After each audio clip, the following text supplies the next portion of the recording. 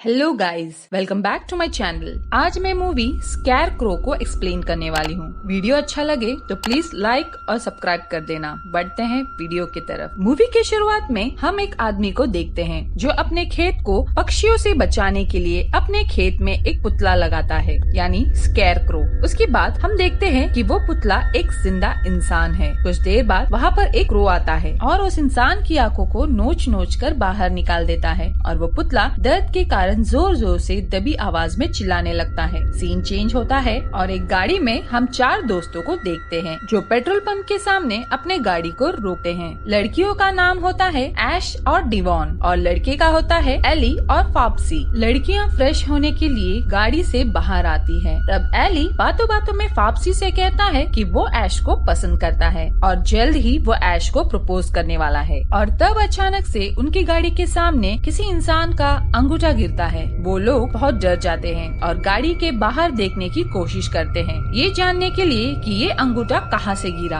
तब उन लोगों को आसमान में बहुत सारे कौवे उड़ते हुए दिखते हैं। एक्चुअली ये लोग चिल करने के लिए एक डेस्टिनेशन की तरफ जा रहे होते हैं। वो लोग देखते हैं कि लड़कियां फ्रेश होकर वापस आ रही है। उन्हें लगता है अगर लड़कियों ने ये अंगूठा देख लिया तो आगे बढ़ने से मना कर देंगी और उनका प्लान चौपट हो जाएगा। इसीलिए वो लोग गाड़ी के वाइपर के मदद से अंगूठे को निकालने की कोशिश करते हैं, पर उस अंगूठे का ब्लड पूरे ग्लास पर लग जाता है। तो फाप्सी एली को कहता है जब तक मैं गाड़ी को क्लीन करता हूँ तुम लड़कियों का ध्यान बटाए रखना। एली ठीक ऐसा ही करता है और फाप्सी गाड़ी को साफ भी कर देता है। उनकी डेस्टिनेशन कुछ दूरी पर ही थी, जिसके लिए उन्हें कुछ दूरी तक चलकर जाना था और वो लोग उसी तरफ चलना शुरू कर देते हैं। कुछ दूर जाने पर उनको वहाँ पर एक बोर्ड दिखता है जिस पर लिखा होता है कि इस प्रॉपर्टी के अंदर जाना मना है, पर वो लोग इसे अनदेखा कर आगे निकल जाते हैं। वहीं पे हमें दिखाया जाता है कि कोई उन्हें दूर से देख रहा होता है। कुछ दूर जाने पर उनको वहाँ पर एक पुतला यानी स्कैर क्रो दिखता है जिसके ऊपर एक क्रो बैठा हुआ था। ये देखकर उनको अजीब लगता है क्योंकि स्कैर क्रो का काम क्रो को दूर रखना होता है। वो लोग कुछ और दूर जाते हैं और वहाँ पर उनके फोन को नेटवर्क भी नहीं मिल रहा था। ऐश को फिर से एक क्रो दिखता है जो कुछ खा रहा था। वो पास जाकर देखती है तो वो क्रो एक इंसान की उंगली खा रही होती है। वो लोग फिर से डर जाते हैं, पर फिर से वो लोग इसे अनदेखा कर आगे निकल जाते हैं। अब इतना दूर आ जाने के बाद वो लोग बहुत थक चुके थे, जिसके कारण वो लोगों को बहुत जोरों की प्यास लगती है और उनका खाने पीने का सामान भी गाड़ी में ही छूट गया था। इसलिए लड़कियां आगे जाने से मना कर देती हैं और लड़के आगे निकल जाते हैं। कुछ दूर जाते ही उन लड़कों को एक पॉन्ड मिलता है जिसे देखकर वो बहुत खुश हो जाते हैं और लड़कियों को भी वही बुला लेते हैं। फाप्सी अपने पूरे कपड़े निकाल कर पानी में एंजॉय करने के लिए जाता है। बाकी के दोस्त शुरुआत में शर्मा रहे थे, पर थोड़ी देर बाद फाप्सी के जिद करने पर वो लोग भी चले जाते हैं। कुछ देर एंजॉय कर वो लोग सब पानी से बाहर आ जाते हैं और वहीं पर एली ऐश से अपने प्यार का इजहार करता है। एंजॉय करने के बाद सबको बहुत जोरों की प्यास लगी थी, इसलिए डिवॉन लड़कों से कहती है कि हम वापस उतनी दूर चलकर नहीं आएंगे, तुम लोग जाओ और गाड़ी यहाँ तक लेकर आओ। और लड़के ठीक ऐसा ही करते हैं और वहाँ से निकल जाते हैं। अब ऐश और डिवॉन यहाँ पर अकेले थे और उनको वहाँ पर किसी की आहट सुनाई देती है, जिस पर वो लोग पूछते हैं कि क्या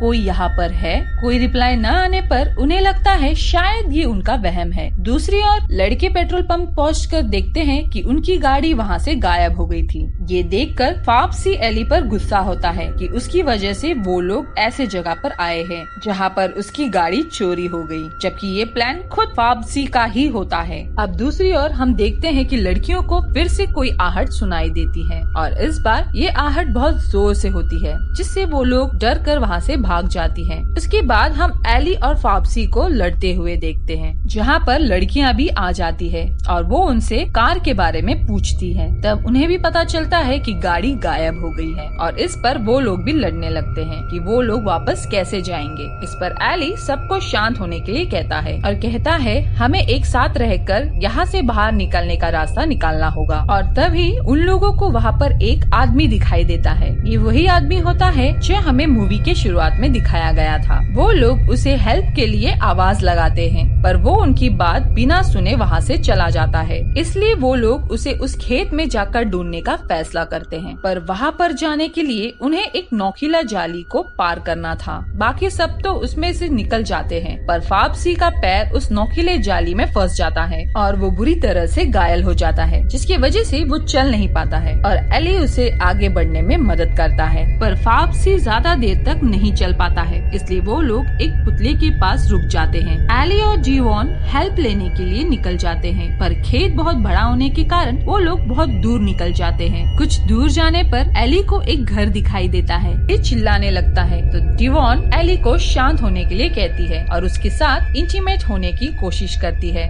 एली जीवॉन को ऐसा करने से मना करता है और कहता है कि मैं फाप्सी और ऐश को धोखा नहीं दे सकता। जीवॉन उसकी एक भी नहीं सुनती है और उसके साथ जबरदस्ती करती है। दूसरी ओर फाप्सी दर्द से तड़प रहा था और इसलिए वो ऐश को उसके बैग एक सिगरेट देने के लिए कहता है। अब दूसरी ओर वो लोग एंजॉय कर ही रहे होते हैं कि एली को विसल की आवाज सुनाई देती है। आवाज सुनकर एली जीवॉन को रुकने के लिए कहता है और एली जैसे ही देखने के लिए पीछे मुड़ता है वो आदमी उस पर हमला कर देता है, जिससे एली बेहोश हो जाता है। ये देखकर जीवॉन बहुत ज्यादा घबरा जाती है। वो आदमी उस पर भी हमला कर देता है, जिससे जीवॉन भी बेहोश हो जाती है और वो आदमी जीवॉन को पैरों से घसीट कर ले जाता है। दूसरी ओर ऐश और फाप्सी उनका इंतजार कर रहे थे। ऐश की नजर पुतले पर पड़ती है तो उसे कुछ अजीब लगता है और तब फाप्सी को फ्रेश होना था, जिसके लिए वो ऐश से मदद के लिए पूछता है। ऐश उसे खेतों के बीच ले जाने में मदद करती है। दूसरी ओर हम उस आदमी को देखते हैं जो जीवॉन को लेकर अपने घर आता है। जीवॉन को बालों से खींचते हुए उसे एक चेयर पर बांध देता है।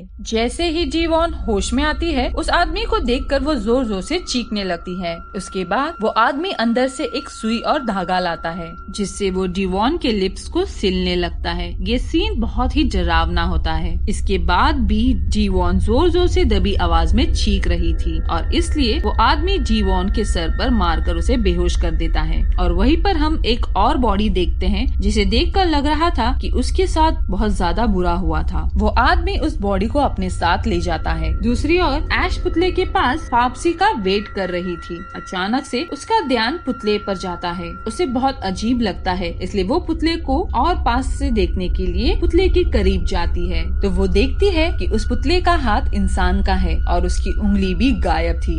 गाइस, शुरुआत में हमें जो उंगली दिखाई गई थी हो सकता है कि वो इसी पुतले का है। ऐश उस पुतले को ध्यान से देख ही रही होती है कि उस पुतले का सर आगे की तरफ झुक जाता है। पुतले के सर पर बहुत सारे कीड़े लगे हुए थे। ये सब देखकर वो बहुत डर जाती है।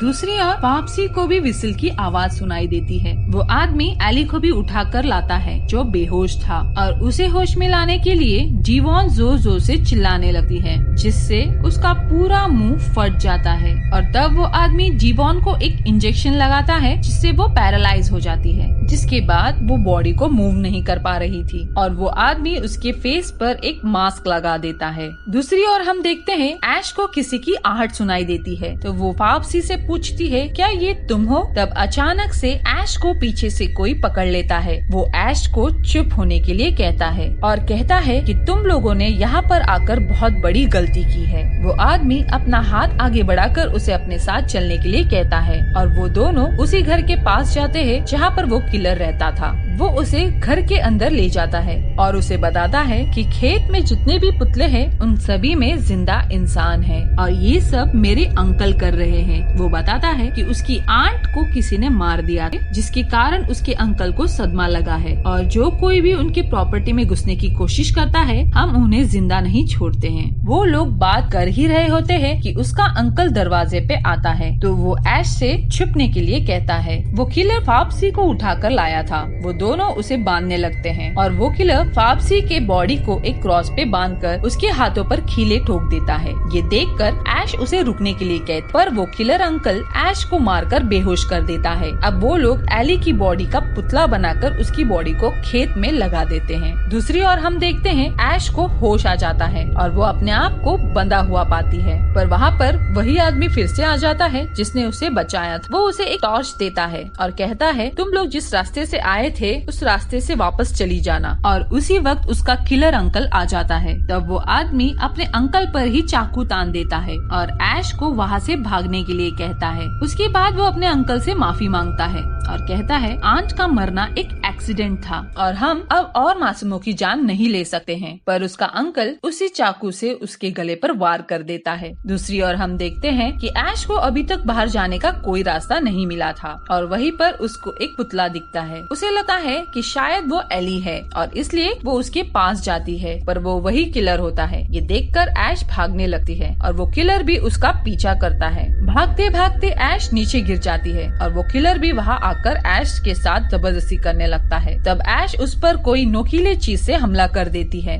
और वहाँ से भागकर कहीं छिप जाती है। वहाँ पर उसे किसी की रोने की आवाज सुनाई देती है। वो पुतले के पास जाकर देखता तो वो फाप्सी होता है। अब ऐश उसे बचाने के लिए उसके हाथों से खील निकालने की कोशिश करती है और तभी वो किलर वहाँ आ जाता है और ऐश पे हमला करने की कोशिश करता है, पर ऐश किसी तरह बचकर वहाँ से भाग जाती। भागते भागते वो उस रोड तक पहुँचने ही वाली होती है कि अचानक से उसका पैर फिसलकर वो गिर जाती है। वो इतना जख्मी हो जाती है कि ठीक से खड़ी भी नहीं हो पाती है। तब उसे वहीं पर सामने एक गाड़ी खड़ी दिखती है। तब वो उसमें बैठे लोगों को आवाज लगा, पर गाड़ी में म्यूजिक लाउड होने के कारण वो सुन नहीं पाते हैं और तभी वो किलर उसे पैरों से खींचकर वापस लेकर चला जाता है। सीन चेंज होता है और हम खेत में बहुत सारे पुतले देखते हैं, जिससे हमें पता चलता है मूवी के स्टार्ट में जिस इंसान का पुतला हमें दिखाया गया था वो ऐश का ही होता है और सारे दोस्त मर जाते हैं और मूवी यहीं पर खत्म हो जाती है।